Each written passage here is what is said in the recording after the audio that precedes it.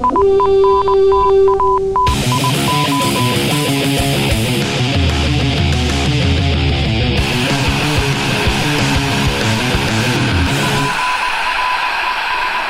to Norse Code, the #1 podcast for your Minnesota Vikings. I am your host, Dusty O'Connell. Joining me this week is blogger extraordinaire, useful human, and draft analyst Arif Hassan. How you doing, Arif? I'm good, man. How are you? I'm all right. I guess maybe draft analyst is something of a misnomer. Even though you've been putting lots of digital pen to digital paper, creating lots of digital content with regard to potential draftees for the Vikings. Our guest this week, however, definitely deserves the moniker draft analyst. He writes for eDraft.com and a variety of other sites, and has been making the podcast rounds pretty much every day this week, I believe, would be fair to say. He is Luke Inman. How you doing, Luke? Hey, doing great, guys. Thanks for having me on, man. Excellent. Norse Code is brought to you by listener support alone. It is simply us making the show and the people who contribute part of their hard-earned income to making sure we keep the lights on. This week we have a new Patreon supporter, Aslex Celius, writes in with a $3.50 per month donation. So thanks for the tree fitty. May the Loch Ness Monster always be kept at bay.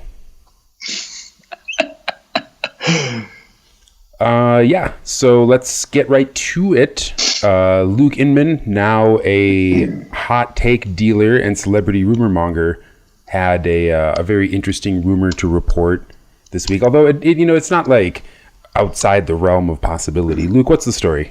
Well, okay, I got to say first and foremost, I can't release my source. Okay, I know everybody wants the source. Okay, I got plenty of offers, people sliding in my DMs I've never heard of before, saying who's the guy. But I, as Arif and a lot of other people know, I don't usually go out on Twitter and stir the pot. I don't like to start the drama. I don't like to start the rumor mill. So if I do say something pretty bold, I'm fairly confident in it.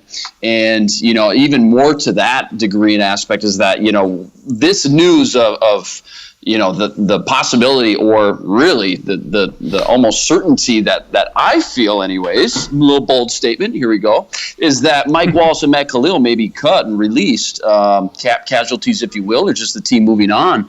But, for me, it hurt. I think those two guys really specifically, I think they deserve to come back one more year.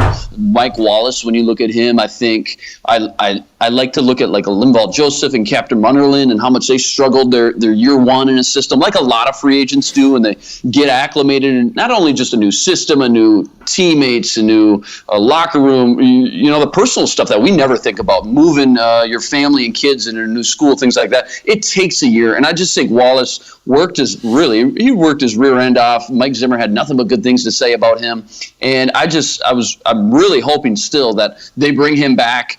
Obviously at a restructured deal, though, because that cap number is just ridiculously too high for the lack of production that he had. Now, Khalil, I look at the NFL play of offensive linemen and tackles specifically. These speed rushers are getting so good, and the offensive line play this year was average at best all the way around. I mean, you could even say it was below average. And to have a guy like Mack Khalil, who may not light the world on fire anymore, maybe never lives up to that Pro Bowl potential anymore, he's adequate enough. And I think he had a great rebound season last year. You don't find these guys on the streets unless you want to pay a big penny. And even if you go draft a guy in the first round, there's never a for sure, no doubt about a draft pick. You look like a guy like Greg Robinson from Auburn, St. Louis Rams, #2 pick overall, over a guy like Jake Matthews, who's a little bit safer. And Robinson's had his struggles. It's tough to adjust. So the offensive line play is very average at best in the NFL. To throw away a guy like Mack Khalil just because he's maybe got a little bit high of a cap number, I don't like it. So I really didn't like to hear the news that I heard today. And hopefully, we'll see how it all plays out. I'm still hoping, though, holding my breath, that these, at least one of the two, if not both, can come back. Obviously, a little bit more cap-friendly deals, though. So we'll see how that all plays out. Yeah, no, let's talk about the players as they relate to the cap, because I think we can both agree that Mike Wallace and Matt Khalil certainly deserve to be on a 53-man roster. I don't think there's any question about that.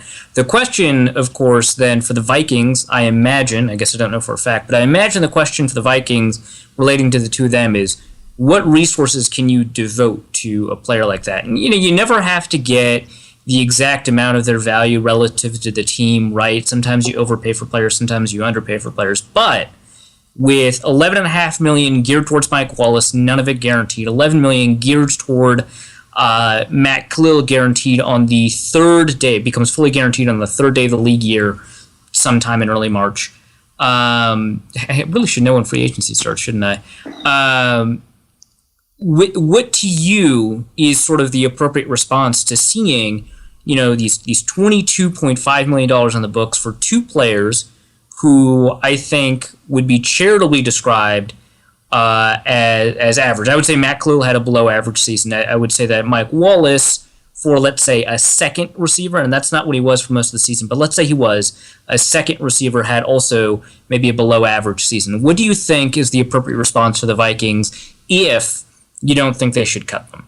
Let's start with Mike Wallace. Yeah, I would love to start with Mike Wallace because there's no doubt you look at the cap number, you look at the production last year, and you can be an optimist and say, well, you can still look at the potential of who is the big playmaker and stretch the field that is Mike Wallace, but there's no doubt that he cannot come back at the cap number that he's at right now. It's just really, it would hinder the team too much. And, I hate to say it's a little bit overvalued or watered down position, but you can go get receivers now in the draft that can come in and produce right away. It's not what it used to be, drafting a guy and letting him sit for 2-3 years or letting him kind of learn the nuances of the system, although that is definitely what the Vikings like to do.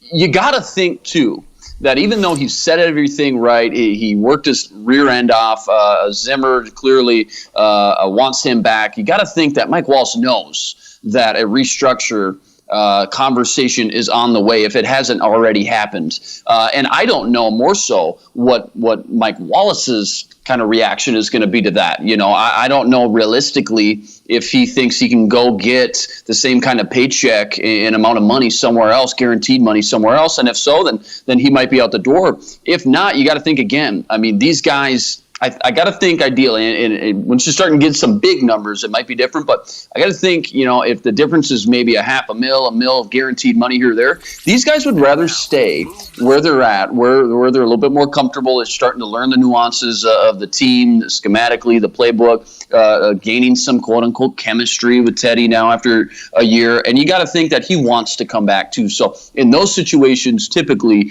both parties can work something out. Obviously, sometimes it gets ugly though with these contracts, but I got to think Mike Wallace, where he's getting at in his career, working under a guy like Norv Turner, you got a young quarterback with a lot of still potential with Teddy Bridgewater. You got to think this is a good situation for him to be in when he goes to bed at night and kind of reassessing his situation here. So you got to think that he knows too that some sort of contract renegotiation is on the way. Now, as far as numbers goes, I would put that in your quarter. I don't know what would be a fair number for a guy like, a number 2, quote unquote, receiver that's paid to make some big plays downfield that didn't last year, but that's certainly going to be expected of this year. I don't know what's a fair number. Is that $4 to $6 million a year, something like that? Are you overpaying for the potential of what could be, of what used to be Mike Wallace? Or are you going to start to try to bring that cap number down a little bit and pay him for what he was last year? So it's a little give and take. Agent salaries get in the mix too, but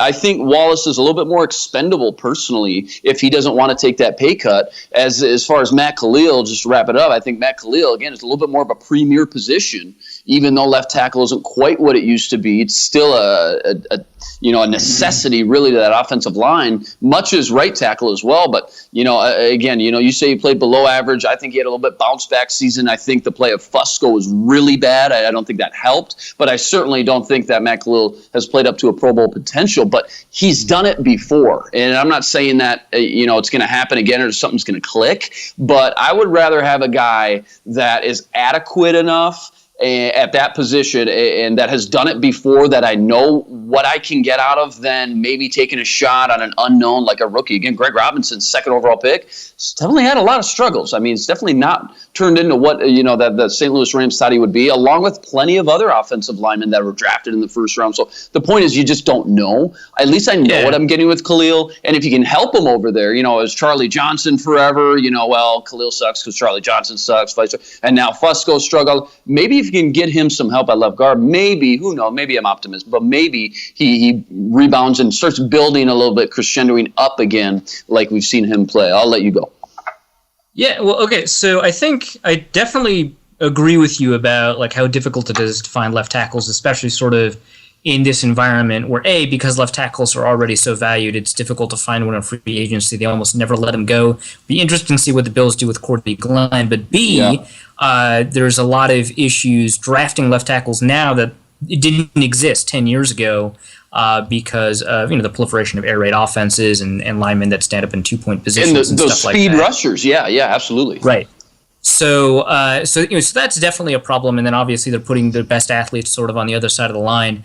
So those are all problems with left tackles. But I do agree with what you said earlier about how easy it is, or maybe not easy, but how many wide receivers there are. It's kind of a weak free agency wide receiver market. Alshon Jeffrey probably not going to hit the market, but you might get a player maybe like Marvin Jones. You might get sort of another receiver maybe in that category, or maybe not quite as good as Marvin Jones. But there's probably some decent receivers you can find in free agency for a lot less than what Mike Wallace is getting right now. Who knows what that means when you restructure him. But also, third round, fourth round, maybe the fifth round of the draft. I mean, there's the Southern Miss Michael Thomas, who could be a big play threat. There's a couple of other potential big play threats in the draft. If the Vikings can't find a way, and this is a pretty nice segue into sort of our other discussions about the draft. But if the Vikings can't find a way to renegotiate or restructure with Mike Wallace, and it's either $11.5 million or nothing, they're going to choose nothing probably.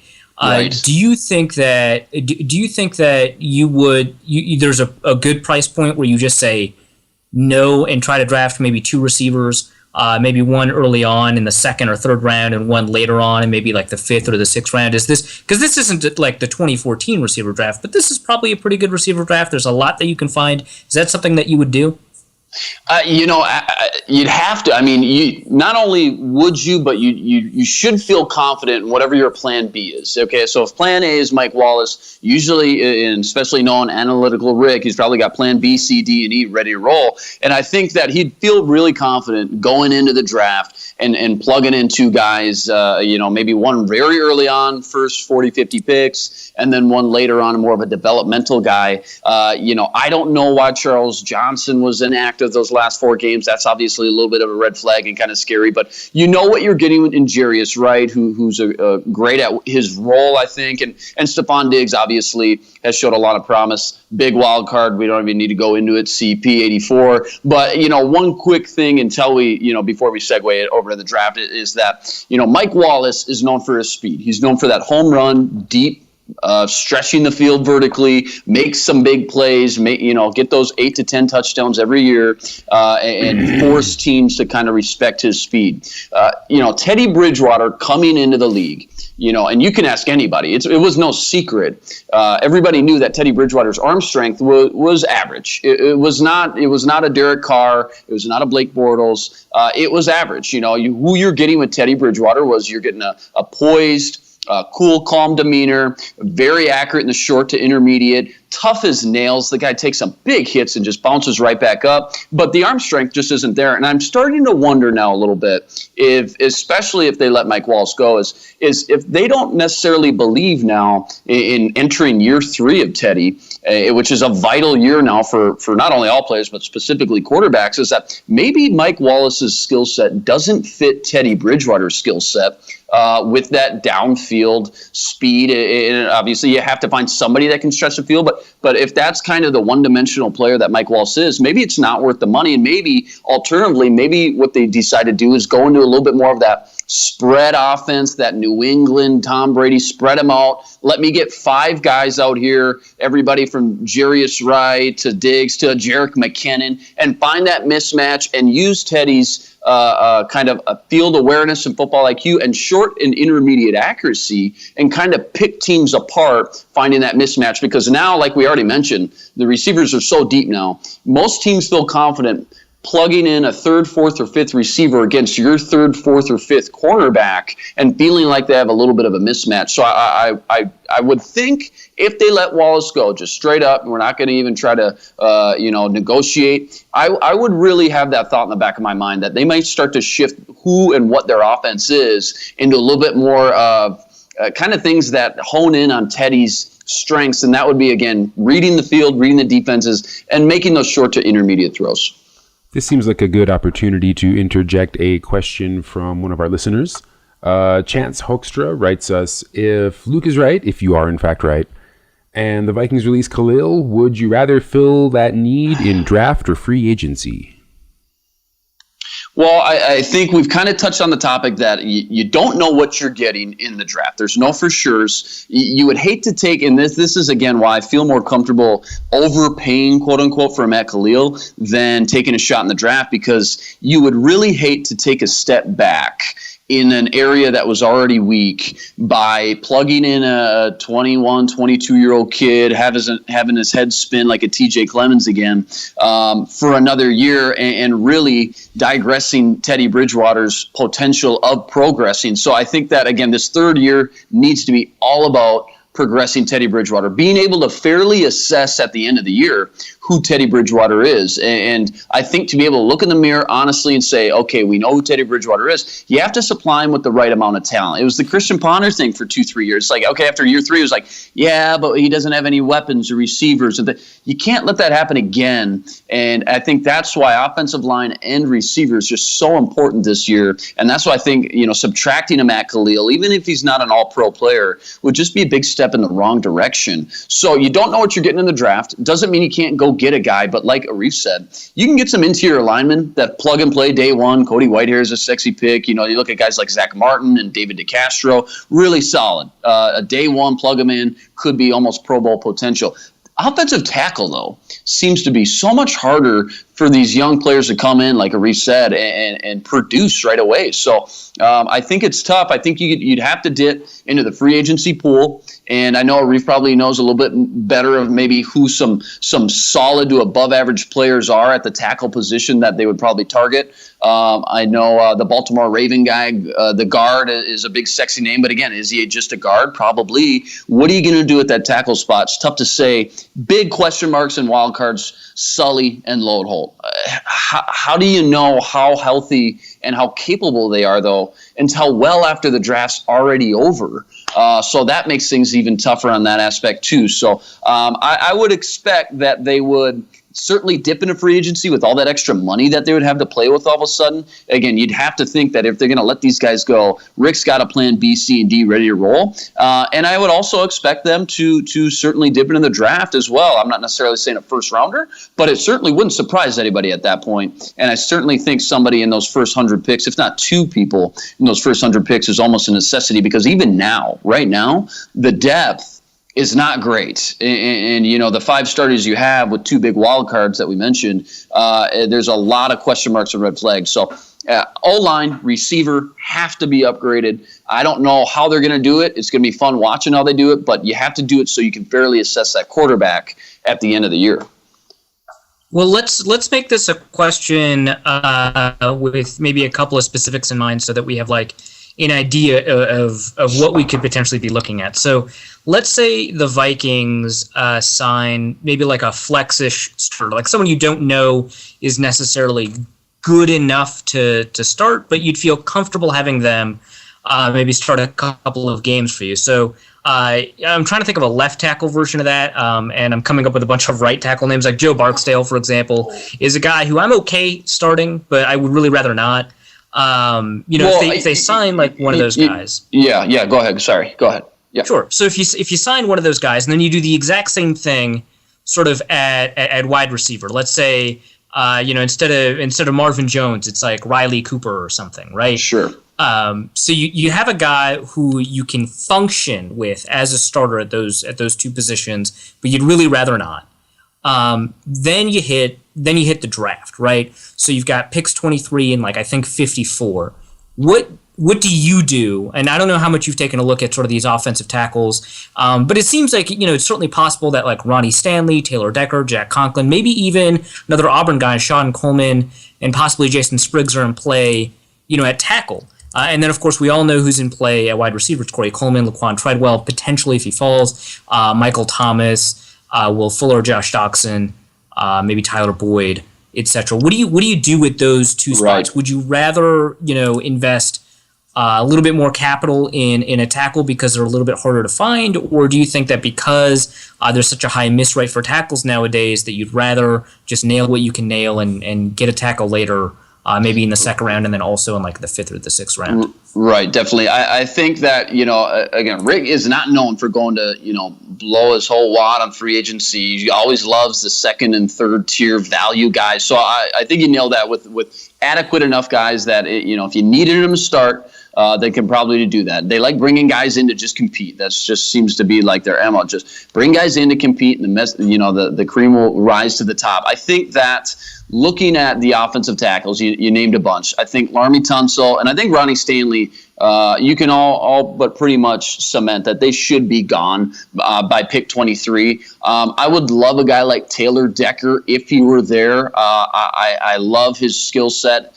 Big, strong, mauler, nasty, but I don't think he can play left tackle. At least I think it's probably going to take at least a year. I think he's a plug-and-play, very, very good right tackle, but left tackle, big question mark. The problem I'm seeing is that I don't see, besides Tunsil and Stanley, and then there's a big wild card for me, Jason Spriggs from Indiana, is very athletic, but he's very raw at this point too. Besides those guys, I don't see a lot of true left tackles. I see a lot of great right tackles. I see a lot of plug-and-play guards from day one. That's going to help you out a lot, but it's really tough for me to sit here and say that, yes, I feel confident in this guy coming in right out the gate and starting at left tackle. Now, that's my assessment. Obviously, whoever they pick, they're going to be very confident in. Maybe they are confident in Taylor Decker coming in and starting at left tackle, but I'm not. I don't think he's got that skill set right away. So I think grabbing a playmaking receiver, and I've not been shy about this. I think Josh Doxson fits the skill set that Teddy needs the most. And again, to be able to fairly assess him at the end of the year, to help him progress as a jump ball, go up and get it, deep down the field. Don't necessarily need the arm strength. We've seen quite a bit him underthrow or kind of be a little inaccurate downfield. Josh Doxson's a guy who can help a quarterback out a lot and bail out a quarterback in that aspect. I'd rather go get a playmaking receiver in that aspect in the first round and go take a shot on your best available offensive lineman / offensive tackle in the second round. Guys like Sean Coleman, like you mentioned from Auburn, Vidal Alexander, a little bit more plug and play guy, guard or tackle, guys like that you feel confident because, again, like Greg Robinson, and nobody's for sure. I mean, even receivers, obviously nothing's for sure in the draft, but you see a guy like Greg Robinson go 2 overall and was just supposed to be, one of the best, highest upsides, come in day one, just be a mauler, and he struggled a lot. I think these offensive linemen are a lot more of a risk, believe it or not, than these receivers. So I'd rather have a guy like Josh Doxson. I think, again, to that point where if they let Wallace go and maybe they want to shift this offense into more of a spread offense, I think a guy, and I'm not big on him, but if they want to do that, then a guy like Corey Coleman, I think actually makes a lot of sense too, because he's a guy that gets great separation with quickness and speed. And I think that, again, you add him to guys like Diggs and Jarius Wright. I think that would be, throw out Jerick McKinnon in the slot. I think that would be a huge mismatch somewhere on the field all day. So I like the receiver route in round 1. Getting that playmaking receiver, and then I like taking your best available tackle in round 2, if unless, again, a Laremy Tunsil or Ronnie Stanley or maybe even that Taylor Decker were to fall to 23, which I don't think any of them would. Fair enough. And actually, you just brought up something super interesting that's kind of related to a discussion I wanted to have on this podcast in the offseason anyway. This idea of switching to potentially a more spread-like offense, something that, the Patriots did for a couple of years, 2007 to 2009, something that, we've seen a little bit more and more around the league. Obviously, that would include more shotgun snaps. I think you know where I'm going. Adrian Peterson, kind of I don't want to say an albatross because, he obviously added value to the team this last year, but big cap hit this year, enormous cap hit in 2017, something like $18 million, and somebody that you don't really identify as doing well in spread systems. He hasn't really done well out of shotgun. His entire career, they asked him to do a little bit of it at the beginning of this year. It didn't seem to work out. Shotgun and spread, they aren't married to each other, but they're in a pretty close relationship. Right. If you wanted to do, and it would give Teddy the ability to give himself a bit more protection, through two ways, not just by setting him further back from the line, but it would also give him more opportunities for shorter passes to get rid of the ball when the receiver comes.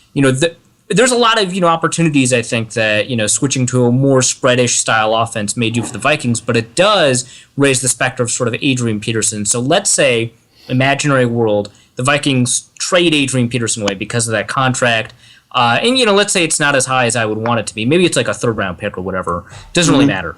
Who in the draft do you think that they need to draft someone relatively high, second, third, fourth round, to complement Jerick McKinnon, or do you think McKinnon can handle most of the load himself? And if you would like to add a complementary back, where would you like to add that person, and who would you identify as that kind of person? Well, baby, a lot going on. Yeah. A lot going on.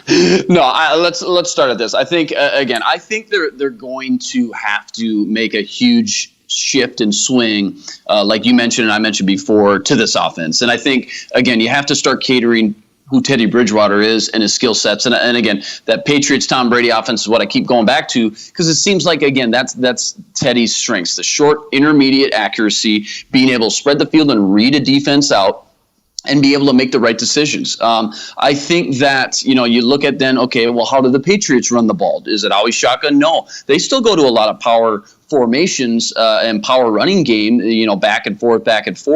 The problem is when you start to get behind in that route, you're going to have some games where, like Seattle, like AP only gets 8, 10, 12 carries, and then the pitchforks are going to be out. But I think, let's say going to, say they scrap the whole AP thing so they don't even have that headache and kind of a little nightmarish scenario over their heads anymore. I think Jerick McKinnon, I don't really, as talented, and I'm the number one Jerick McKinnon fan out there, as talented as that he is, I just don't think it's a league anymore that you give these guys 20, 22, 25 carries a game. I think it's key to have, unless you got a premier AP guy or Marshawn Lynch, RIP, he's gone now. I think that it's one of those things, you got to have some balance. You got to have a little thunder, you got to have a little lightning. And I think that Jerick is almost best suited as, a guy that should be moved all over the field all the time. Out wide, out in the slot, or in the backfield, screens, bubbles, you name it. I think you'd have to find some sort of bruiser, some more physical running back. I think Matt Asiata's run here is probably done, I would think. He was kind of that role there for a little bit when it wasn't AP. So then it becomes, okay, do you want to quote unquote reach on a running back, even though that position isn't as valued anymore? And a guy like Derrick Henry seems like the perfect thunder to Jerick's lightning in that aspect. Certainly some rumors going around that the Vikings may be interested in a guy like that. If not, I always feel like, you mentioned maybe going to grab 2 offensive linemen or 2 receivers. I always feel like if they were getting rid of AP and then even maybe a guy like Matt Asiata, I would have no problem in drafting 2, maybe 3rd to 6th, even 4th to 6th round running backs to be able to, again, just find some sort of complement in that role. Again, you go back to the Patriots offense. If that's what you're going to duplicate, what do the Patriots do? They got 3 different guys that they use, and depending on each week and game plan, they use one guy more than the other. It just depends on the defense and how they want to drop, again, that weekly game plan. So I think certainly a bruising type guy would probably make the most sense. Like a guy like Jonathan Williams from Arkansas, I'm a big fan of. But I think there's a fan of Jonathan Williams. Yeah, and I think there's tons of them out there. And I think that's why you don't reach on a running back like Derrick Henry, as good as he could be, because if that were the case, then you might as well just keep AP. You might as well just roll with what you got with AP. Although there's certainly deficiencies, as we know,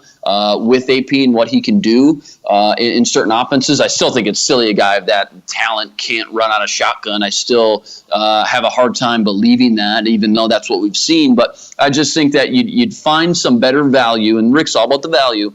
find some better value grabbing 2 guys in the 4th to 6th rounds, a little bit more something, but that can complement Jerick McKinnon's speed and quickness with some more physical in between the tackles running, then using a higher pick, maybe late first, you got to use on a guy like Derrick Henry. I don't know. Maybe he falls to you in the 2nd round. Probably not, but we'll see. So I think you get better value, especially at the running back position. It's a little bit more watered down now, grabbing 2 guys in the later rounds than probably drafting a guy up high. And that's just me. You never know. If they love a guy like Derrick Henry, then so be it. But I don't think, just knowing Rick and how much he really values value, I think that he'd probably find some better options in the later round, because you can always get those guys, like the receivers. Right. You can always get guys. You can plug and play. You can find undrafted guys at the running back position. You can plug and play, and they'll be more than adequate. So I think, you take that 1st or 2nd round pick, you put it in receiver, you put it in offensive line, you put it in safety, and you go from there.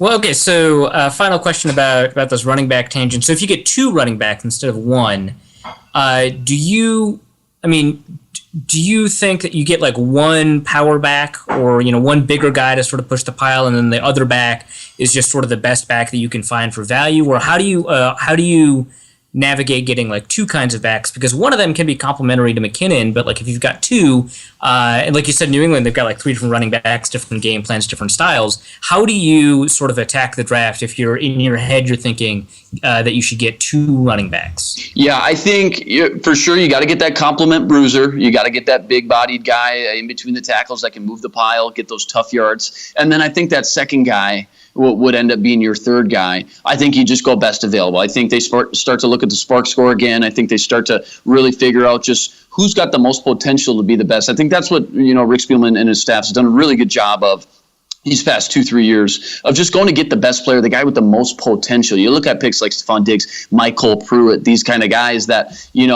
maybe a little bit under the radar, but they have big time potential to just be a number 1 guy later on. And I think that's probably what their game plan would be with that second running back. Maybe a little bit more unknown guy. Obviously, you're looking in the 4th, 5th, 6th, 7th round at that point. But I think a guy that just has the highest ceiling of them all, because you can take a little bit more risk, because you know what you got with McKinnon, and you should feel pretty confident in a guy like Jonathan Williams, just for example, to kind of balance him out. So there's a little bit less risk going on with that last pick. So I think they'd probably shoot for the home run and try to find a really big sleeper down there. All right, awesome. So let's talk about sort of, the combine overall. It's coming up. And a lot of people have a lot of different opinions on the combine. I'm kind of on record as saying the combine is actually kind of underrated in terms of the athletic workouts, because you can find out a lot about a player by sort of how good of an athlete they are. But, everybody's got these different opinions. And I kind of want to know, the Vikings care a lot about some combine metrics at times. They seem to want, fast linebackers and fast cornerbacks and stuff like that. What are the players that you think after the combine will have grabbed the Vikings' attention, or should grab the Vikings' attention, based off of a combination of the kind of things the Vikings look for and the positions you think the Vikings might care the most about? Right. I want to say, to start out with that, is that I found out at the Senior Bowl, talking to a few people really close inside the Viking circles, that Trey Waynes, their eventual first-round pick last year, which obviously you and I both walked into Winter Park that night, and we were all over the map. We were hearing rumors of, different AP being traded. Maybe they trade up for Melvin Gordon, all this and that. I really want to Marcus Peters. There was some interesting rumors going on. There was some fun stuff that, if we had more time, we could definitely entertain all the listeners. But, I was a big Marcus Peters guy if they went that route. And I kind of knew that he was probably going to be off the board, though, just from some character concerns. If they went receiver, I was huge on Devontae Parker, so on and so forth. I found out that Trey Waynes was their guy since December of that year. So they might already, it's something to keep in mind, they might already have a really good idea of who they want and who their guy is. You know how coy they are. You know how many mind games they play all the time with the media and everybody else. So don't put it past them that they might already know who their guy is from the get-go. They might already know right now. They might already know before they get to the combine. But saying that, I think you start to look at, okay, what positions are they really looking at?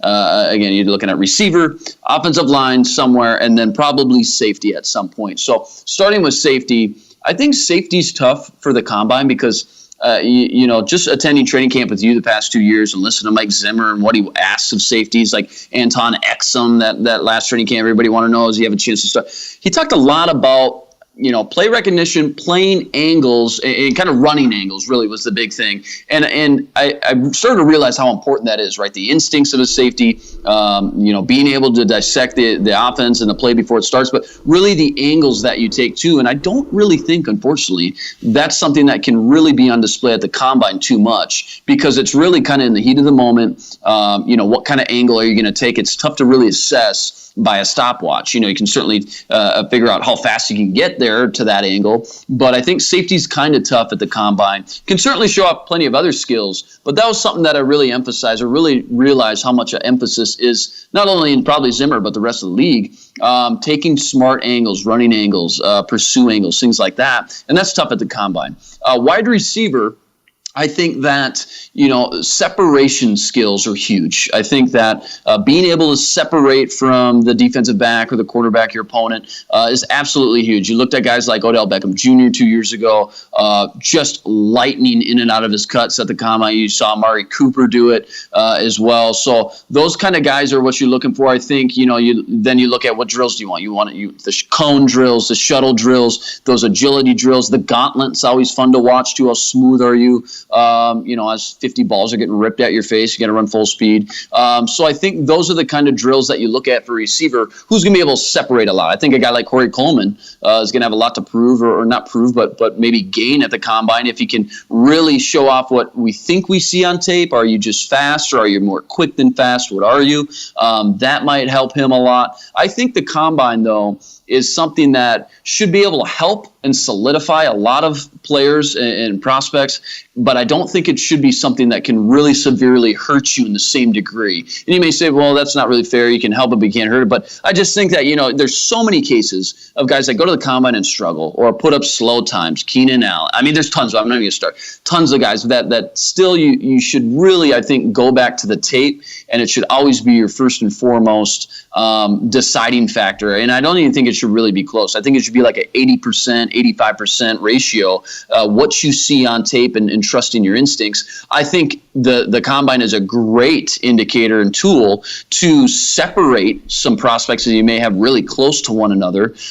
Player A and player B, okay, now you can put them side by side and start to separate these guys. But I don't think it should ever be a position or case. And we do it every year. It's just hilarious how we do this every year. We get so into the draft, so much into the combine and the pro days, and start to really kill some guys because they run a slow 40 time. And I don't think that should be the case. I think teams are starting to figure that out a little bit more, but teams get so enamored with that. Tavon Austin, 10th overall because he runs a 4.26. There's plenty of cases of that. But receiver, I want to see guys how they separate, and I think the cone, the shuttle, that gauntlet's always fun too. I think those are really important for me, for those receivers anyways. Linebackers, and I don't know how you feel. I'd love to get your take, Arif, but I think they're kind of all over the map. Again, it kind of depends on what you want in a linebacker. Do you want the versatility? Do you want the length, the long, lanky arms, skill set with I don't know, agility, quickness? I'm not sure. I think offensive line, and then I'll let you kind of give your take. I think offensive line,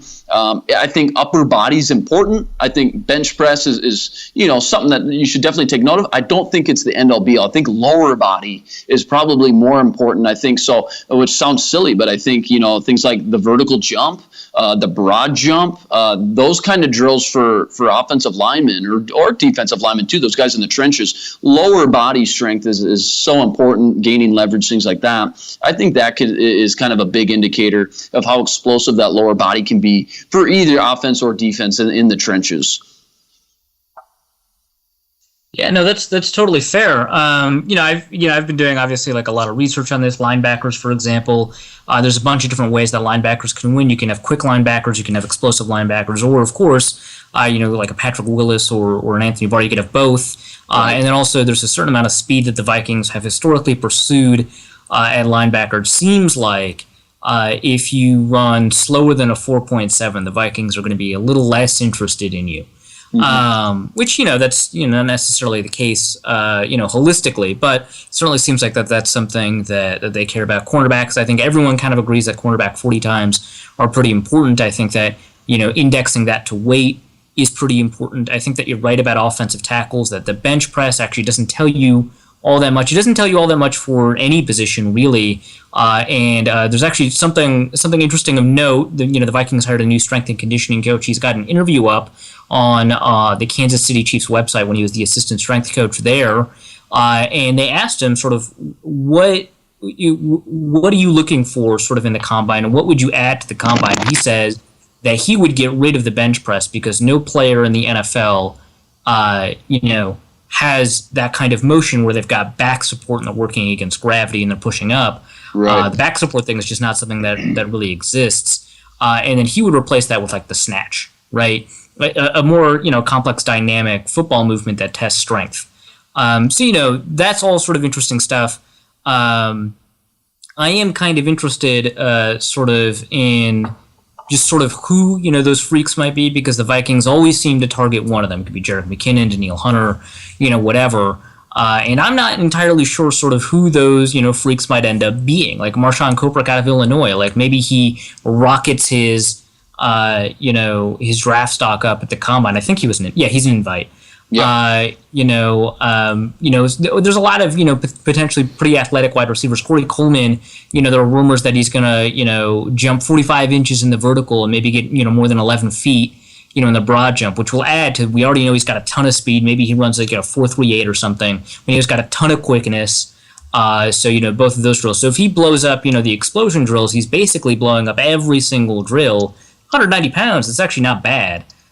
So, I'm kind of wondering who those athletic freaks, will be, because it certainly seems like the Vikings will target, an athletic freak. Maybe it's at linebacker, who knows if you want it for, a linebacker who may only be on the field for 40% of snaps. Maybe it's an offensive tackle. Maybe they feel like, with Sperano in here instead of Davidson, that they may be able to coach that person up.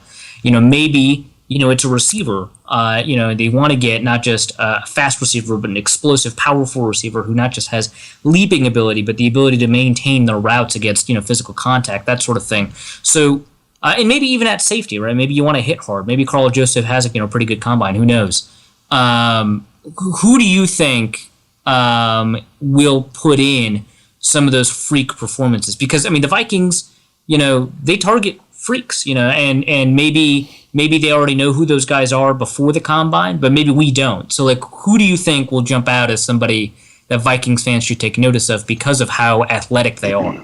Yeah, I think, you can go off of what you've heard or seen up until this point, but the combines become so important for these players that they do so much testing and preparation for these drills that some of these guys really jump out of nowhere sometimes because they've just been, they've been pounding the 40 for the past 3 months that we didn't know about, and they'll literally spend a lot of money to be able to get the right training and things like that, because it's just it can make or break your draft stock. Absolutely, a second or a top 15 pick, things like that. Offensive line, Jason Spriggs, we've talked about him a little bit. Offensive lineman, not really known to just kind of blow you out of the water. Greg Robinson ran a great 40 time. What was that, 2-3 years ago?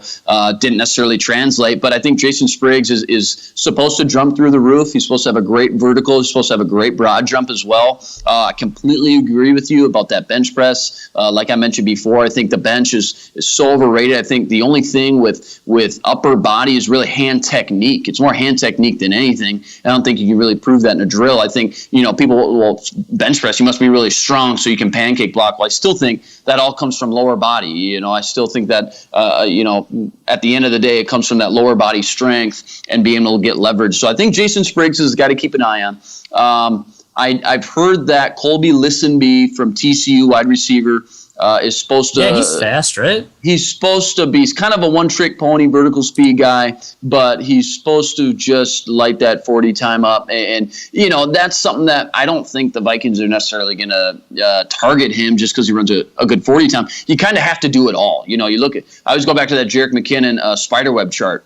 I mean, the thing is just blown up as much as you could ever want anybody to be. It's like a video game created player almost of how athletic that guy is. You got to be able to do it all, not just the 40. So I know like guys like Colby Listenby is supposed to run very fast at that point. I'll be interested in guys like Will Fuller, from Notre Dame. How fast is he really? Tyler Boyd, Corey Coleman, which we already mentioned. I'll be really interested in those kind of guys. Braxton Miller.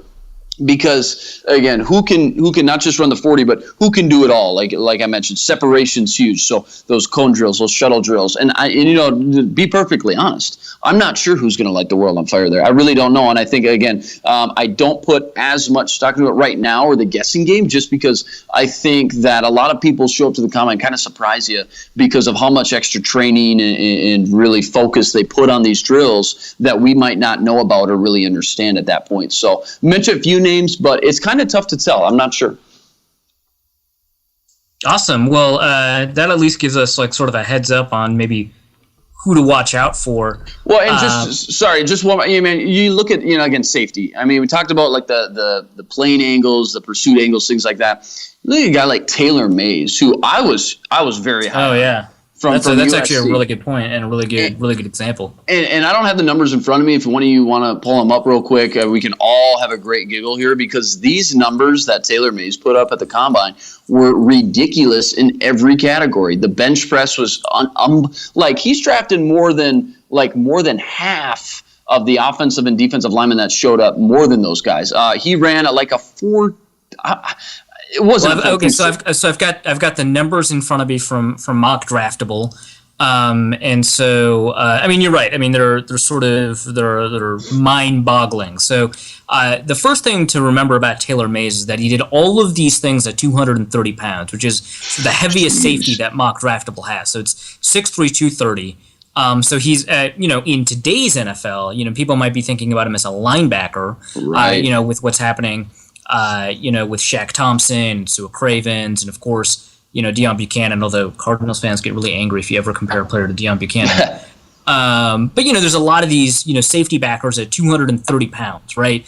So maybe that's how people would have thought about Taylor Mays in today's NFL 6 years later. But in 2010, he was the heaviest safety that Mock Draftable has in their database, which I believe goes back to 2007 or something. And he's got long arms, 34-inch arms, just monsters, right? Man. Yeah, just right? Monster. Yep. Enormous hands. So he comes into the room already kind of monstrous, and then he runs a 4.31 40-yard dash. So super freakish. He's got a great vertical, 41 inches, pretty good broad, 10'5". And then he also runs out of his mind in some of the other metrics, so the 10-yard and the 20-yard dash. So 1.45 seconds 10-yard dash, which for a lot of people, there's not a lot of context that you have for that. Mm-hmm. 1.5 seconds is actually really fast for a receiver. So you add 20 pounds to that receiver and cut, 0.05 of a second. It doesn't sound like a lot, but it's an enormous amount. In fact, it's the fastest 10-yard dash for a free safety that they have.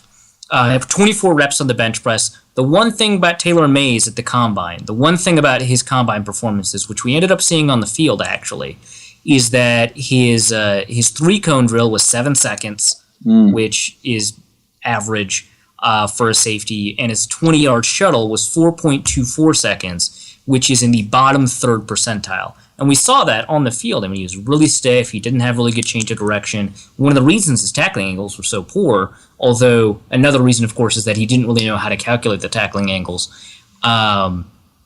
Those together. Yeah, just crazy. I mean, and that's why I said safety is a little bit tougher because, again, a lot of it does come down to, or I've realized how much more emphasis that needs to be put on the pursuit angles, the ability to understand, which direction or way to take, things like that, and I bought into it, man. I wanted Taylor Mays. I mean, I just bought into it. I was just like, this guy's going to be a freak.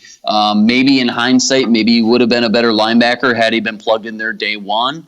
And ultimately, though, too, I think, you start to look at your coaching and how confident you are in your coaching. And I think we're blessed and really lucky, again, to sit back and say we have one of the best defensive coaches in the league, not only schematic wise, but being able to progress a lot of these guys. You can go on and on about guys like Donnell Hunter already producing. Trey Waynes is going to be really good. I know that. And there's plenty of other guys and cases in that aspect. But, if you're confident enough in your coaching staff and maybe one of your coaches is banging the table for a guy, then you just do it. You just punch it, But I think safety is one of them that gets a little skewed with some of those crazy numbers, because I don't necessarily think it translates as much of a percentage as some of the other positions with their specific drills and numbers and things like that.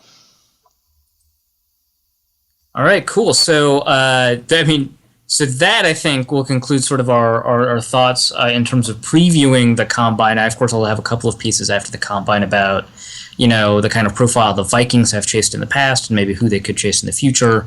But, there's a lot of other Vikings news that we could cover. One of them, and, we've got not too much longer with you, Luke, before you bounce out, but I wanted to get your thought. I mean, you're a Vikings fan. We both, saw Jared Allen as he, progressed in his career as a Viking. He's kind of iconic for us, a little bit younger than some of the other Vikings fans. He's kind of iconic for us when it comes to Vikings pass rushers.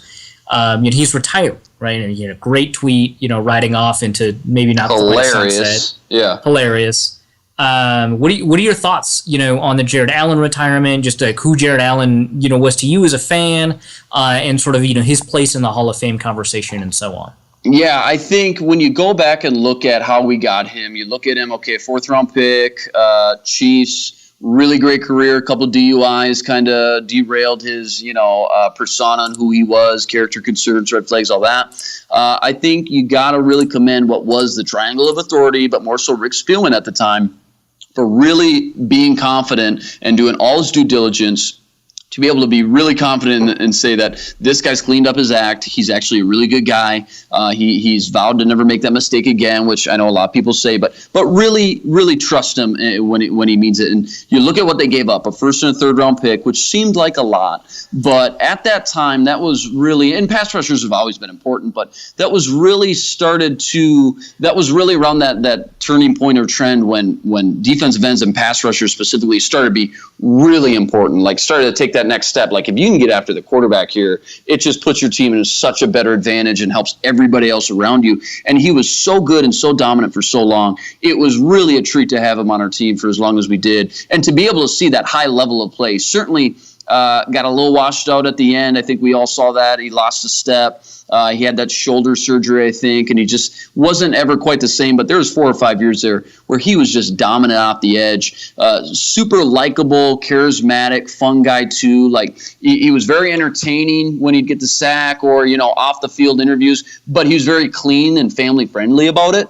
Like you'd feel comfortable putting your kids in front of the TV and saying hey, go get me a Jared Allen jersey for Christmas. Okay, you got it, man. Yeah, he's a good guy, and I think that we were lucky to have him as long as we did. I think originally 1st and 3rd round pick, whoa, that's a lot to give up. I think going back, I think he'd push that button every single time, knowing the production that you got and how dominant he was. I think I always laugh at the 2nd round pick, or really only top 100 pick that year was Tyrell Johnson, the safety, and I think it was from I think it was a small school, it was a D2 school. I can't remember. It was a smaller, like southern eastern school, like it wasn't Arkansas State or Alabama State, but it was something along those lines. And his numbers though were Arkansas State. Yeah. Arkansas State. So his numbers were just unreal, like 100 plus tackles every year and this and that. And he struggled, man. Tyrell Johnson didn't live up to the hype for a second round pick. And I think ever since then, and I bring this up a lot, I think Spielman kind of feels burned on these smaller school but highly productive guys. And you see him always, and not always, but like those first 3 rounds now, always take a chance. He'd rather take a chance on a less productive guy, but that was maybe more highly recruited, maybe didn't play a lot or not as productive, but like an SEC guy. You look at Donnell Hunter, or, even, going back to like the Greg Childs and Jarius Wright, bang, bang, Arkansas. He just likes these SEC guys or these big school guys, UCLA, and that are a little bit more raw or maybe not as productive. And I always look at that pick and I always think like, I wonder if that was the pick that finally burned him and scarred him, and kind of said, okay, I'm going to change my philosophy a little bit, because I'd rather know that these guys can compete against top tier competition, because that's the one big question mark and unknown with some of these smaller school guys is, yeah, they were great, but can they do it against top tier competition? You don't know. That's what's great about things like the Senior Bowl and things like that. You get some small school guys in the mix against some of the top country's talent, and it gives you a big gauge of can they handle the bright lights? Can they compete? Or are they going to shell up? So I always chuckle about that, not to get too off topic with Jared, but I always chuckle about that Tyrell Johnson pick. I always feel like that was probably the pick that kind of burned him from using an early pick on some of these smaller school guys. And obviously, Stephon Diggs, Maryland, Michael Pruitt, obviously he's going to be good, Jerick McKinnon, but they're later on. I think he feels a lot more comfortable taking shots on those later on, not so much in those first 3 rounds where you kind of have to nail those picks. All right, awesome, Luke. So if you have to bounce. Otherwise, you can stick around for a little bit longer. I'm sure Dusty has a couple more mailbag questions that you can throw your way. Well, I do have to bolt, unfortunately, but I got about 2-3 minutes here, and I just real quick, we brought it up, and it's just been something I've been thinking about a lot. And again, it's this, sure. The Mike Wallace, maybe you let him go because he doesn't fit Teddy's strengths. Maybe you start going into that spread Patriots Tom Brady offense. I just want your kind of quick twitch take on if they were to go to that offense. Do you think it's the wise move? Do you think it fits Teddy's kind of attributes and skill set? And right now, do you think they have the personnel to be able to run that? And if not, what other pieces do you think they still need that they would have to go get this year? Because if that were the case, I think that might be a little bit more of a tell or signal of maybe what kind of guys they might be targeting this year in the draft. If they say already know they're going to go to maybe more of a spread set, they're going to go target specific guys for that set or scheme, as opposed to maybe just, guys that are best overall available to Mike Mayock and everybody else. Well, maybe he doesn't fit that scheme and what they want to do specifically. I just wanted to get your quick take on that. Yeah, I think it's kind of unlikely given, hiring Sperano. If they had hired a guy that was a little bit more used to, zone play, or hired a guy that was a little bit more used to, I don't want to say gimmicking a run offense together, but not sort of asserting it as such a primary feature of the game for offensive linemen. I think that, it might be a little bit more likely. But I think, the hiring of Sperano, along with, maybe a couple of other things, is a good indication that the Vikings kind of want to stick with where they are. So I think it is a little bit unlikely, but if you wanted to look for signs, I think that, finding, some of those offensive linemen from schools that are a little bit less likely to run pro-style systems, which is not something the Vikings have been doing. I mean, they've been getting offensive linemen, generally speaking, that have been, either pro-style or can translate pretty well to pro-style. So, they, Shepard from Alabama, they got an Oklahoma offensive lineman, things like that. A little while back they got a North Carolina offense, stuff like that. It just seems like they're more likely to grab those guys. So if they sort of switch tacks, and grab an offensive lineman that's been kind of entrenched in a system, so maybe not, because TJ Clemmings wasn't really entrenched in a system, but if they grab an offensive lineman, that's been kind of entrenched in a system for a little bit, let's say that Texas A&M guy, I think Ifedi or something like that. Yeah. Yep. Or Raven Clark, maybe left tackle version Spencer of TJ Durango Clemmings. from Baylor. These spread Big 12 offenses. Spencer Durango from Baylor. So if they end up doing that, I think that could be a potential sign. I'm not so sure Corey Coleman as a pick, if they do end up picking him, would be a sign one way or the other, but it would help a transition to that kind of offense if that was something they were going to do. And I think that you're right. I think that it does fit Teddy's strengths and weaknesses. pretty well. And it's not because, some spread style systems don't necessarily heave the ball very deep. It's because, he has the ability to make decisions very quickly. And the spread style systems in college maybe don't have what you could potentially do with an air raid in the NFL, which is to turn it into sort of a sandbox style, make sure that everyone's got a bunch of option routes down, that Teddy can choose between those option routes against complex defenses and different coverages and stuff like that. Make it sort of, the Vikings own, take advantage of sort of Teddy's strengths, sort of as an intellectual passer with the ability to read defenses pre-snap really well, maybe make some more audibles at the line of scrimmage than last year. So I think that there are ways that you can, because in college they simplify it so the quarterback has to do less. In fact, that's an explicit goal of the Baylor system. The quarterback has to think less. You don't have to do that in order to implement a kind of system that would work in the NFL. So I think that would definitely take advantage of Teddy's strengths, and weaknesses, because the spread style systems have a lot of opportunity to introduce offensive complexity in the game. And that's maybe the next evolution of, because defenses are incredibly complex now in a way that they haven't been, and maybe offenses have to respond by becoming even more unpredictable. And maybe that's what the Vikings could do. I don't think they will, but there are implementations of it that would make it super interesting. Right. No, and that all makes sense too. And you go back to the Tony Sperano thing. You're right. That probably doesn't fit what he does or likes to do. So that would make sense. I just think you're getting to a point, with the kind of tug of war between Teddy and AP. You're trying to fit and complement both players to kind of fit both their strengths and skill sets. But eventually, at the end of the day, if you're going to lean one way or the other, which you usually have to do to create kind of an identity for who your offense is and what you're going to be really good at and thrive at, you have to pick one or the other. And I think at the end of the day, you're probably going to pick the younger kid that plays the quarterback position over the older guy that plays the running back position. So it'll be interesting. Pat Shermer, I don't know a lot about him. Does he kind of give one way or the other kind of a new flex or magic to this new system, or kind of a little touch to anything? No, because he ran pretty traditional West Coast for a while before he headed over to Philadelphia with Chip Kelly. Okay. And so you don't really have an indication one way or the other with what he's going to do. It seems like he should be pretty flexible, having been the passing coordinator in Philadelphia.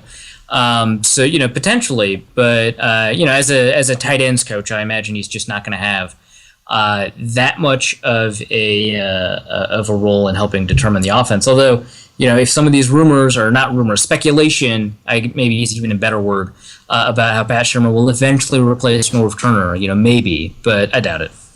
Yeah, no, that all makes sense too, and we'll see how it all goes. And again, sometimes it's easy for us to sit back here and overread or overanalyze things. I mean, again, they may already have a lot of these picks, or not a lot, but maybe already have a really good indication or feeling of who maybe a handful of guys they want to go get. And Spielman is going to have that plan A, plan B, plan C ready to roll, and play out every scenario 30,000 times before the draft. Sharif Floyd falls to him. He said, well, we did this 100 times and we didn't have any of them having Floyd fall to us. So, it was kind of a no-brainer. So it'll be interesting to see. It's always my favorite time of year, because no matter who you are, what team you root for, what's your needs, it seems like, until they hit the pads, every team gets better, so to speak. You grab some free agents, you grab some potential really big, solid impact guys in the draft. You never know. You don't know, but there might be a couple Hall of Famers in here somewhere. It's just all about finding them. So it's always fun and exciting for me, because you always get to add new talent and usually help your team out too. And you can say that for probably all 31 teams, unless you're the Cleveland Browns. That's about it. But otherwise, you should be able to help your team out quite a bit. So I got to bounce. Great talking with you guys, as always. Sorry I can't stay around a little bit longer, but plenty of time from now to the Combine to the draft itself. I would love to catch up with you guys one more time before then. You got it, man. Awesome. Thanks so much. Okay, thanks a lot, guys. I'll talk to you soon. And that was Luke Inman of eDraft.com, does a lot of reporting for them. He's got, do a plug in absentia. He has started the Prospect a Day video series on eDraft already, with Josh Doctson as his number one daily prospect. So there's something to look forward to. Also, the Draft Rap podcast featuring him and co-host and friend of Norse Code, Vincent Frank, drops on February 25th, also associated with eDraft. So either go to eDraft.com or follow Luke's feed on Twitter at Luke_Spinman for all the details. Yeah, Luke's videos are fantastic. They're a really good way to learn about prospects, and they're concise, informative, and quick. So, yeah. Moving on, biggest piece of Vikings-related news that dropped today was the retirement of Jared Allen, former Viking. It was rough to watch him go because he entertained us for so many years and was a phenomenal player. Some excellent highlights floating around Twitter this afternoon in honor of the guy. But you started to feel bad for him because, you're in Minnesota in the years he was here. You start to feel like he's never going to win a championship. But then my disappointment turned to confusion when I saw him go to the Bears. Yeah, at the time he specifically said, that he chose the Bears because he wanted to have an opportunity to win now, which he did indeed end up with that opportunity, but not with the Bears. Well, exactly. He managed to get himself hooked up with the Carolina Panthers the season before they were 16-2. Yeah, so it would have been nice to see. I mean, we've been following all of these Vikings that recently have been great. Kevin Williams, Antoine Winfield, Jared Allen, and they've been really big parts of the way the franchise has operated, especially a big part of that 2009 push. Been going to some of these other teams, and they've been getting really close, to getting a ring. Antoine Winfield was cut in training camp, so maybe you could argue that he wasn't, quite close. But Kevin Williams was in the game, Jared Allen was in the game. Neither of them ended up with rings. So maybe it's a curse. Maybe don't sign former Vikings to your Super Bowl competitive team. But it's been kind of like disappointing, obviously, I think, for a lot of Vikings fans who wanted to see these great players sort of go out with sort of the one thing that they coveted this entire time. Maybe Jared Allen, maybe Kevin Williams won't end up with a ring, and so in that sense they won't be immortalized. But there is the possibility, probably more for Jared than for Kevin. But there is the possibility that they, end up in the Hall of Fame, get immortalized maybe sort of in a different way. And of course, whenever a player retires, that Hall of Fame debate kind of starts. Didn't see much of the Hall of Fame debate on Twitter today. It seemed like that wasn't as big of a debate as it was, with a couple of other players who retired. There was a weird debate about Kevin Johnson. It's not even a question. But with Jared, there might be a debate about this. What are your thoughts about sort of Jared Allen in the Hall of Fame? I support it. He was one of the best players at his position, almost regardless of who was playing around him. Like you and Luke were talking about, mostly Luke, about how maybe Mack Khalil would be doing better if people around him did better. But Allen was a force who made the players around him better, and I think that even though he doesn't have the ring to show for it, he was a dominant player in the league in the time that he was there. Yeah, and he did it, and I think this is kind of what a lot of Vikings fans appreciate about Jared Allen. He did it sort of regardless of how well the team was doing, and you always want your football player to do a good job or to put in full effort. But his near record-breaking season in sacks came, was it 2011, when the team was just abysmal, right? I think the Atlanta Falcons should send him a bill for Ray Edwards' contract for how much he and the rest of the line, but also he helped Ray Edwards generate a generous sack total enough to get signed with the Atlanta Falcons before he quickly bounced out of the league. You're right. He had an enormous impact on the players around him. Sometimes he was playing with some really excellent players, Kevin Williams, Pat Williams. Sometimes he wasn't. LaTroy Guion. I think that the fact that he performed kind of regardless was stunning. And I think that the fact that he put up 22 sack season, right before we saw kind of a wave of 20 sack seasons at the NFL. I think that that's really impressive, especially for a team that was about to lose. I was at that Bears game where he set the franchise record. I was really disappointed that the Bears, after I think it was like 4 sacks or 3.5 sacks or something like that. I was really disappointed that after 3.5 sacks, the Bears decided to finally double team Jared Allen, and they started to run the ball more, despite the fact that they were losing. Really, really upsetting, because it would have been nice for Allen to maybe get the kind of freebie sack that Michael Strahan got. Would have been really nice if Jared Allen would have been able to get the record. I think would have been no question, right, that he would have been in the Hall of Fame. And I think one of the things about making Hall of Fame cases, you always talk about whether or not the player is in the Hall of Fame just because he had a short but incredible peak. That's kind of Terrell Davis's case if he ever makes it into the Hall of Fame. Or he was just consistently there for a long time. Just Kevin Green's case, he just made the Hall of Fame. It consistently sort of never really the best pass rusher in the game or whatever. And I think Jared Allen was a little bit of both. I thought that he had a fantastic peak, from 2009 to 2011. He averaged something like 15 sacks a year for those 3 years, which is just nuts. And then he finishes with 136 sacks. He's probably going to get passed by Julius Peppers, by DeMarcus Ware, who he, has more sacks than currently. And, who knows, maybe he'll get passed by Freeney or Mathis, although that seems kind of unlikely at this point. There's a way, and I'm kind of in the middle of constructing this, so I'm not done yet. There's a way to sort of weight both of those together. How, some people are familiar with Pro Football Reference and the way they do career approximate value. I mean, they give an approximate value score based off of a number of metrics and, based off of what your team did, whether or not you made the Pro Bowl, MVP, whatever. And they give you an approximate value for every single one of your years.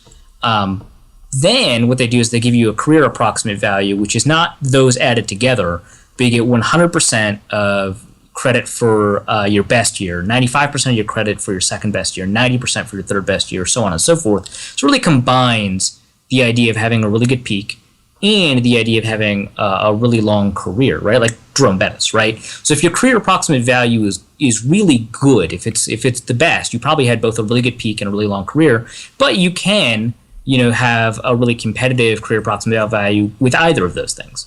And I've been starting to do that for sacks. I have a sack list that goes all the way back to, sort of 1960 and a little bit before then, of all the players who've accumulated over 100 sacks. And Jared Allen obviously is on that list, and that list includes players like Alan Page, players like Jack Youngblood, people who were not included originally on the post-1982 sack list. I've talked about this a dozen times on this podcast. I've written a couple of pieces on it, but I can also do career-adjusted sacks based off of their best and worst years and stuff like that. Jared Allen, and I'm not done yet. I've got about 17 people entered, so I still have to do Julius Peppers and DeMarcus Ware, who are pretty big, but Jared Allen ranks 8th all time in that. And I think that that's pretty significant. He has more sacks in this metric because he's done more in short punctuated careers than or not short punctuated careers, but in a shorter amount of time he had a better peak. Then some of these other guys, like Richard Dent, who has 1.5 more sacks than him, then Chris Dolman, Vikings great, who has 14.5 sacks more than him, then Alan Page, who I obviously love, Jason Taylor, John Randall, Ricky Jackson.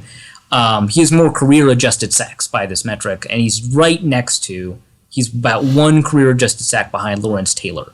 So I think that Jared Allen having both a longish career and an incredible peak should be the reason he gets in the Hall of Fame. Some people still don't think he should be in the Hall of Fame, and there's going to be a couple of pass rushers heading into the Hall of Fame at the same time as him. John Abraham, obviously DeMarcus Ware, Julius Peppers around the same time. It's going to be difficult, but I think that Jared Allen absolutely deserves to be in the Hall of Fame, and I think there's not a ton of question that he should be in the Vikings Ring of Honor. But, he was kind of a mercenary. He just happened to be with the Vikings for a long time. But I still think that he deserves, both of those honors. You mentioned Pro Football Reference's weighted career approximate value as a metric. On a scale where the top score is 100, Jared Allen scores a 99. And he is rated the 130th best player overall since 1950 by weighted career approximate value. So between that and the 5-time nominations to the Pro Bowl and 4-time first team All-Pro, I think there's a pretty strong case that Jared Allen is one of the best. And so he's such a great locker room presence. You could always count on him for, great one-liners in press conferences and training camp. Don't you think he would be great if he decided to have a second career in media? I mean, that would be phenomenal. I don't think that's he's probably not going to. He'll go in, but wouldn't it be great? think But I think that media organizations will court him because, I mean, he's super charismatic. And he's always developed a super positive relationship with the media. And it was built off of, like, sincerity, too. It wasn't like, and I don't want to, like, dig at these guys too much, but, you know, it wasn't really like J.J. Watt and Russell Wilson where you were, like, a little bit concerned about how much of this was programmed into them and how much of this was like, you know, I'm genuinely a good guy. Jared, I mean, is 100% sincerity, right? And I think that because he's developed such a positive relationship with the media, A, that's probably going to help his Hall of Fame case, but B, a lot of media organizations will court him. Fox Sports, which is moving, I think, in sort of a bad direction, they're moving sort of in the Skip Bayless direction, but they did make some good moves, and I thought that hiring Randy Moss, at least for a tryout period, was a really great idea. He's really good on camera, sort of despite his relationship with the media. Having him and Jared Allen, you know, and they only played together, I think, for like 1 year, right? It doesn't really matter that they weren't actually teammates, but having him and Jared Allen both sort of in media together, sort of in the same room breaking down, talking about games, that would be a ton of fun, and I think that they would be both fantastic in terms of media. But it just doesn't seem like something Jared would do. He's just way too into doing stuff, like doing real people stuff, like manual labor on farms and stuff. Rather than sitting in front of a camera? No, I would watch the crap out of that show, but I suspect you're right. He's not a man with a great deal of patience. His retirement video that he posted is great. He clearly expresses a desire to ride off into the sunset, but since he doesn't even time his video for a sun, he just had an idea and just made the video, and then he looks behind him and he's like, "Well, there's no sunset, so I'm just going to ride off," which I greatly enjoyed. Well, we got a few questions for the mailbag. Not a great deal of activity, and actually, most of it is stuff that we don't necessarily need Luke to answer. Good, because he's gone. Yes, that worked out quite fortuitously for us. Alex Jury writes in with an email question. What is the likelihood that the Vikings defense adopts the Purple People Eaters moniker again? Would this recrowning have to come from the players, the fans, or the media? I think it would have to come from the media, and I think it's not going to happen for two reasons. First, I'm just kind of against repeating nicknames. I think there were like 2 Orange Crushes, and that's kind of the only time we've had repeating. Maybe there weren't even 2 Orange Crushes. I don't know. We haven't had that many repeating nicknames for defenses, and I'm okay with that. I think that we should test the limits of human creativity by giving different nicknames to teams from the same franchise. But I think also, so that's the first reason, is just meh. The second reason, I think, is that we're so used to lionizing the past at this point that we don't want to put it up there, right? Because if we were going to do it, I mean, I think that the 4 Norsemen, when it was, Jared, Kevin, Pat, and then either, B-Rob or Ray Edwards, that would have been a pretty good candidate for the Purple People Eaters, sort of revival. And if that's not going to do it, I don't think anyone is. And we tend to sort of lionize the past. I think in this case, appropriately, maybe not always, but in this case, pretty appropriately, in the 1969 Minnesota Vikings defense, I still maintain best, defense since sort of the modern league, since 1960, best defense, the NFL has ever seen. And so it would be difficult to sort of reprise that, and it was just a different feel, I think, for the defense. So you'd have to come up with another nickname, and I'm totally willing to think that the media is at least a little creative enough to do it. Who knows? We have a less kitschy media environment than we did like 40 years ago, so maybe they're less likely to come up with a nickname than they used to be. Orange Crush and Grits Blitz, and there's a bunch of them. I guess Legion of Boom still stuck, so there's something. But who knows? I don't think this Denver defense has a nickname. I mean, Dusty, you would know. It does not. Yeah, see, I mean, it's difficult to get nicknames. It does, but not one that is in common usage. Not one that is as dominant as like Orange Crush or Purple People Eaters. Yeah.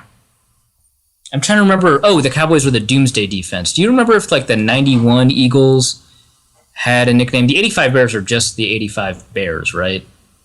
Like that's their nickname, it's the 85 Bears.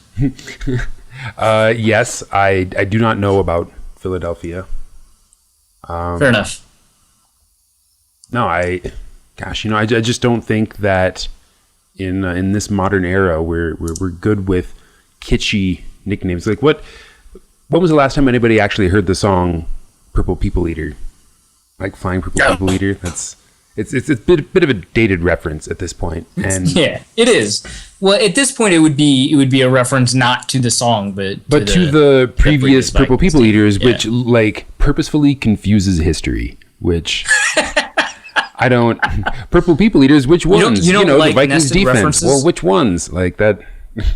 That's true too. Yeah, I agree with you. And football, we're lucky enough to have a relatively short history, so that we can become historians of the game in relatively short order. Let's keep that process as not confusing as possible. That's true. We have an obligation because we're this far into football history that we can continue. We have an obligation to not screw it up. Well, and the only nickname they need is Super Bowl champions. So that's a terrible nickname, Dusty.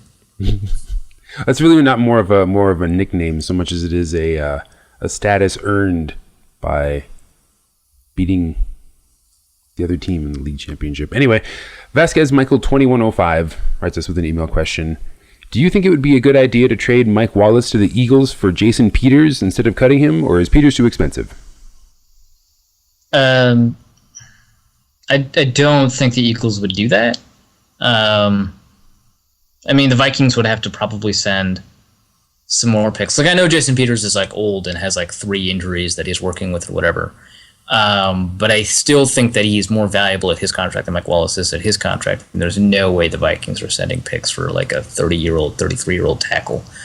I also think that Jason Peters is a little bit too old and a little bit too expensive. So, I think it's unlikely. Logan Reed writes us with the last of our email questions this week. A lot of email questions. You can always feel free to submit them to norsecodepodcast@gmail.com. Logan writes us, what do you feel is the best way to fill our starting safety position opposite Smith? A, someone already on the roster, B, an outside free agent, or C, the draft? I don't really think an outside free agent is the best way to go. Obviously, the Vikings have some questions about how they want to resolve depth at safety, given that they've got 2, Robert Bland, Andrews, and Deo, hitting free agency. And if they sign one of them or both of them, probably to be depth, not to start. But I like the idea of having Anthony Harris and Anton Exum compete against a mid-round draft pick. And, who knows who that's going to be. Like, maybe it's Jeremy Cash, maybe it's Miles Killebrew, maybe it's, Carl Joseph, who I'm a big fan of.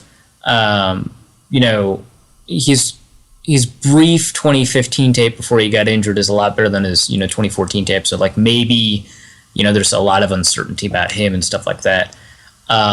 Safety is kind of the hardest position to predict in the draft too, because that's the one you require the most all-22 on, and that's the one obviously that the NFL has a huge information advantage. We tend to overrate, box safeties over free safeties. So, who knows? But I think that a mid-round draft pick, I think the safety class is a little bit stronger than, I had thought it was, a couple weeks ago, or that a lot of people had talked about a couple weeks ago. And I think you probably could find someone in the middle rounds who could compete. I'm not a huge fan of like Jeremy Cash, but, at the right price, maybe, who knows? And then they would compete against, whoever, right? They would compete against, Anton Exum and Anthony Harris and potentially, Robert Blanton / Andrews and Deo. So I think that's the best solution. I don't want to really get a guy that you sign in order to start or be a presumed starter. Excellent. Convenient segue into a question from Razor K at Razorcraft on Twitter. What is the over-under on number of A, Vikings free agents that will be signed, and B, non-Viking? So I feel like the over-under on Vikings re-signings might actually be a little high, right? Because it's one of the 2 safeties. It could be Chad Greenway. It could be, Mike Harris. I mean, it's probably Mike Harris. They've got a couple of contracts. They've got like Rhett Ellison to figure out. Let me pull this up real quick because my head went to 6 re-signings. That sounds like a lot. So who knows? But they have to figure out a lot of positions, and I think that they'll probably sign Mike Harris. They'll probably sign one of the two safeties. I don't think they're going to sign any of those linebackers, but maybe Chad Greenway, maybe Terrence Newman. They indicated that they might want to bring him back. I think they want to re-sign Matt Asiata. Who knows if he's going to do it? Sounds like Josh Robinson's not going to come back. They probably want to re-sign either or both of Kenrick Ellis or Justin Fratto, and they probably want to re-sign Red Ellison. I don't know what they want to do with Audie Cole, and I don't know if, for the purposes of this over-under restricted or free agents or exclusive right free agents count, those include Zach Klein, Carter Bykowski, and Adam Thielen. But I expect two of those three to re-sign, Zach Klein and Adam Thielen. So I'm going to put the over-under at 6.5. I know that sounds like a lot, but I could totally be argued into 5.5. So that's re-signings. Bringing people in, I think that the Vikings want to have like 18 to 20 rookies. So that's 19, let's say. With 6 re-signings, I don't know off the top of my head how many extra roster spots they have, but I think that's not a ton when you take like 19 out, when you add 19 to the 90-man roster. So I'd say 6, but none of them are going to be big names.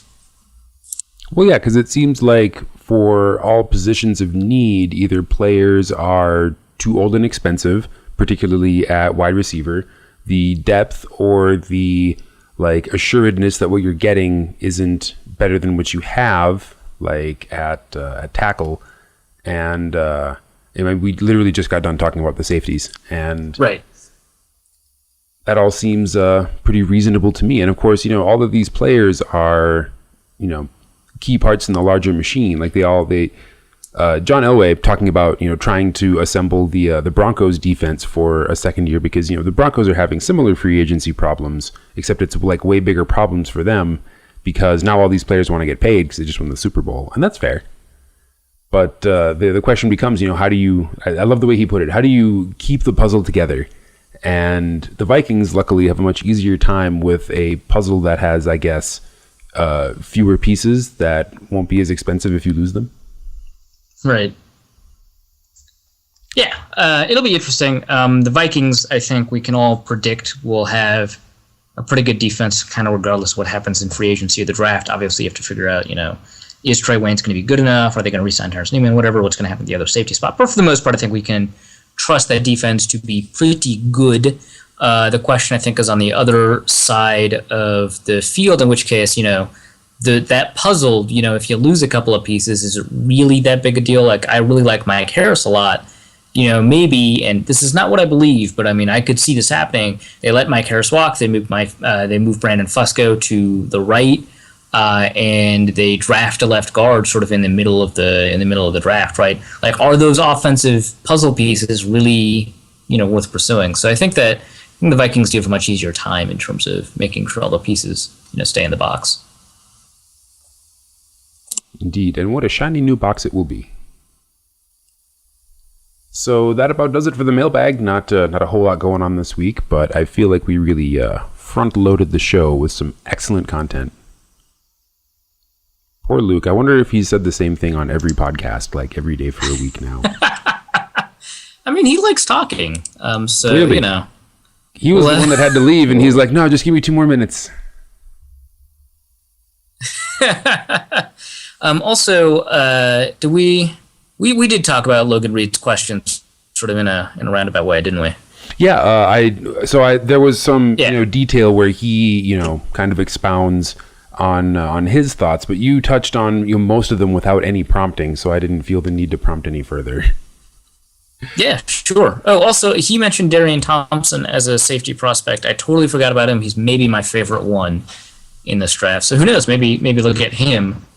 He did mention that the free agent class at safety has some pretty good names. Weddle, Berry, maybe Aloka or Nelson. Would not be surprised if they went after Aloka, but I just don't think that's happening. Anyway, thanks, Logan, for the excellent question. We did get around to answering it, so. We're doing pretty well. That, I think, will do it for this episode of Norse Code, unless there is something in specific that you would like to plug that you've got coming up. I've been inspired to do some more research / data manipulation of the sack stats because of Jared Allen's retirement, and maybe we'll have a pretty good picture of where Jared Allen exists sort of historically compared to some of the greats and some of his contemporaries. So hopefully I'll get that piece up soon, which means I'm going to put a small stopper on my Laquan Treadwell scouting, who's my next wide receiver article. But, hopefully that won't take too long. These are exciting times in which we live. So you can check out all of that at the Daily Norseman as appropriate. You can also find all episodes of Norse Code there for your listening pleasure, as well as on NorseCodePodcast.com, where you will also find a link at the bottom of the page to become a member of the Norse Code family, either with a recurring contribution via our Patreon page, as more and more of our listeners are wising up to and contributing. All we really want is for you to be like Aslik and contribute $3.50 to the cause. Keep the Loch Ness Monster away. Thank you to all those who have contributed in the past and to all of those who will in the future. Of course, all the episodes, etc., are at NorseCodePodcast.com as well. Our Facebook page is facebook.com/Daily Norseman, and we post content throughout the week, stuff kind of culled from the collective Vikings blog roll, as well as episodes and bonus content. You can find Arif on Twitter, you can find me on Twitter, you can find James on Twitter. If you don't know where, then at this point, I don't really know what to tell you. Luke Inman can be found on Twitter at Luke_Spinman. He's an excellent follow, and as you could tell from the first hour of the show, a mind full of thoughts. Yes, he is indeed a mind full of thoughts and totally willing to share them, which is why we have him on the show. Exactly. Make sure you check out his new podcast with another friend of the show, Vincent Frank. That is, what's it called? The DraftRapPod.com, I think. I know it's the Draft Rap, and you can find the new show, I think, is the Draft Rap, but he frequently guests on Vincent Frank's many podcasts. So, following at Luke_Spinman, following Vincent Frank NFL, or heading over to eDraft.com, all excellent ways to find Luke speaking his thoughts even more. You can also email the show at NorseCodePodcast@gmail.com or tweet us your questions anytime at NorseCodeDN on Twitter. You don't have to wait for us to put up the mailbag bat signal, but you can. It makes it easier to curate if you do. But if you have a burning question, please submit it, and we will do our best to answer it on the air. So, did you see the article, or actually it's an interview with Mike Zimmer on Vikings.com, where he kind of breaks down the year in review and talks about how the good is the enemy of the great. Oh, no way. Yeah. I enjoyed that sentiment very much. It's funny because the opposite phrase is frequently used in politics or other like difficult enterprises. I've used the opposite phrase when talking about roster construction. Yeah, right. You don't want the perfect to be the enemy of the good, right? Right. Exactly. Mike Zimmer apparently does not see it that way. So check out the interview if you like. It's pretty good. I always enjoy seeing brief glimpses, for whatever they're worth, into the mind of Mike Zimmer, because he's a phenomenal coach and just an interesting guy. Yeah, we'll put that up. So with that, we will leave you with our customary formula until next week when we return, which is keep Teddy alive.